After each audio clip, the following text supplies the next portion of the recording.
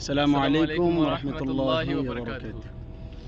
যদি আমার আকা আমায় ডাকে, আমার ভাঙ্গা কপাল কি আর ভাঙ্গা তাকে, তিনি তো হলেন দয়ার খজিনা, শুয়ে আছেন গো বাগে মদিনা, শুয়ে আছেন গো বাগে মদিনা।